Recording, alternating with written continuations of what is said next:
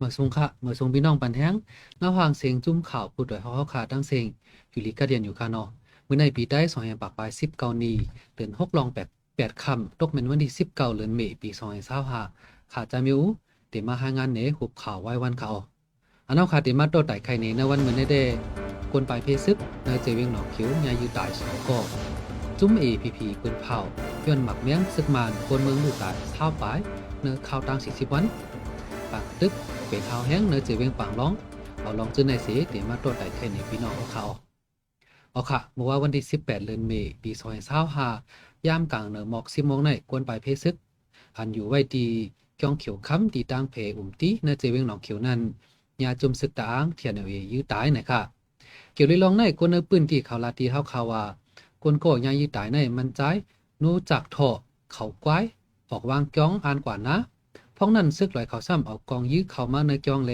หมักกองเตอร์ยาเสลู่ตายทางตีอำตันไหลส่งกว่าห้องยากวนเมืองเขากำพองกว่าจุมซึกตาอ้างเขาอำเคยปันกวนเมืองออกกว่าตั้งเลยสิจังตั้งใจยื้อเข้ามาในจองหน่อยค่ะค่ะเมื่อบนมาวันที่14เดือนเมษปี2025ย่ำกลางเนอก็มองนั้นก็ซึกตาอ้างเทียนเอายื้อกวนเมืองตีวันคกน้ำเจเวงหนองเขียว2เกาะหมักกองเติงยาตีนาอกกองหนึ่งเสียลู่ตายกว่ากำเหลียวแทงกองหนึ่งซ้ำหมักกองเติงยาแอวเลยเฮ็ดเธอมาเจ็บกว่าเฮาแฮง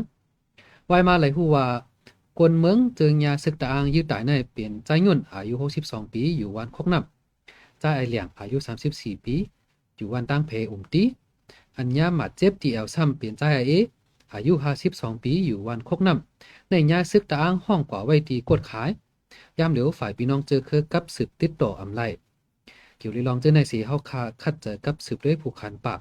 ดับซึกตาอ้างเทียนเอเซตาไปตอบสั่งมาค่ะหรือนั่นนะเจเวงเมืองกุดกอจุมซึกตาอ้างเทียนยอบกวนเมือง2ก็กว่ากดทัดโปทูบเสลูดตายทั้ง2ก็หนึ่งจื้อห้องโกโกอองซึกตาอ้างปันตูตายขึ้นแลก็เป็นพี่น้องเจอเคอได้ลุมลาดูเซตาแทงก็หนึ่งจื้อห้องกูสอนมินทุนได้อำปันมาลาดว่าลุมลาปันเนตับเขาก้วยไหนค่ะค่ะเขาในก็ผู้สื่อข่าวข่าวเพื่อหนุ่มแต้มต่างไว้ดีเว็บไซต์ซุ่มข่าวพุดดอยฮอกภายใต้เขาหมึกสงขาพี่น้องปันแห้งเงาหางเสียงจมข่าวผู้ใดเขาขาดทั้งเสียงข่าวเงาการวานการเมืองลองอยู่ลองกินก้นเมืองอันเรียกลายเป็นอยู่กูวันในหนังฮือคู่เจ้าคือตีหูคือด้านป่องใจในสี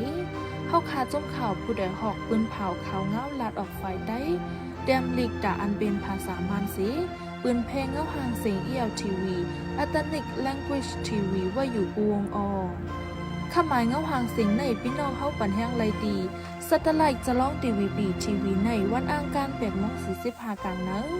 ดีมิซิมาทีวีซ้ำวันอังคารเข้ายาม8:00นกลางเนื้อเลยกลางค่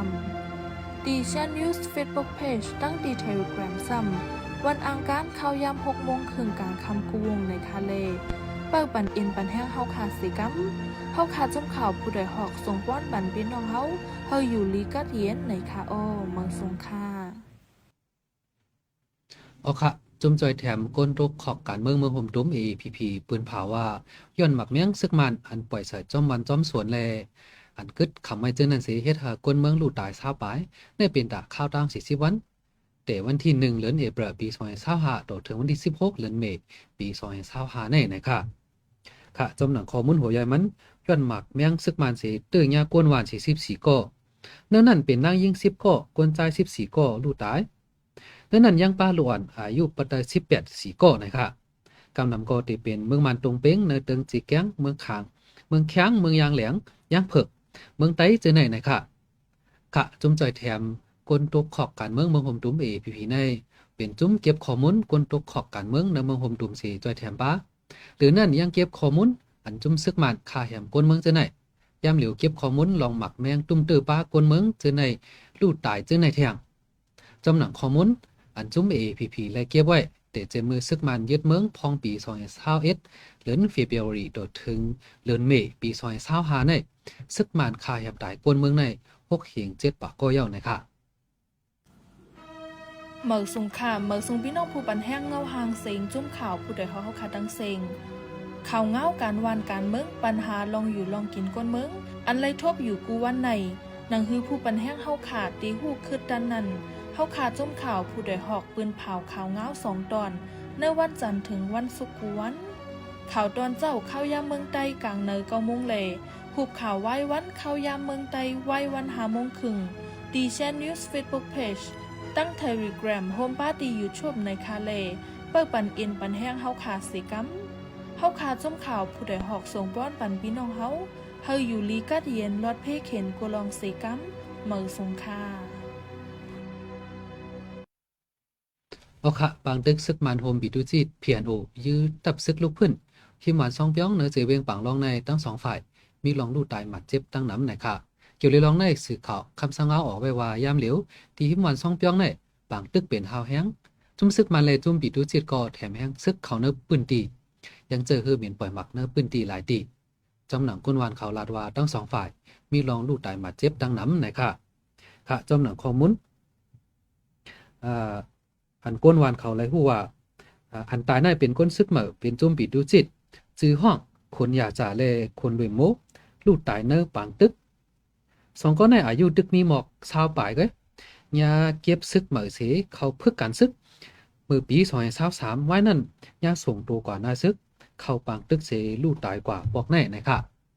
ค่ะในวันที่17เดือนเมษายนก็ซึกมันจะเฮือหมิ่นตึกมาปล่อยหมักเสอจอมพิมพ์หอมหวานซองเปียงในเป็นสีปอกย้อนนั้นกวนวานเขาแล้วอันกันเงื่องปลายเพศแห่งยามเหลียวซ้ำเป็นข้าวฝนมาเยาวเลยกวนวานเขาทบลองหยาบแทงหลายลองตั้งน้ำในเขาเอาค่ะข้าหมายเงาหางเสียงหุบข่าววันมื้อในสุดยาวดีในเขาพี่น้องเฮาเปิดปัญหาคาไลแทงดี Facebook Page Channel ดี YouTube ตั้ง Telegram เขายามเมืองใต้9 โมงกลางในเลตามคำ5 โมงครึ่งกูวันเลยอยู่เขาเฮาขาจุ่มข่าวผู้ดอยฮอกส่งวันบันพี่น้องเฮาอยู่ลีกัดเย็นรถเพเขียนเสกำเหมือนสงค่ะ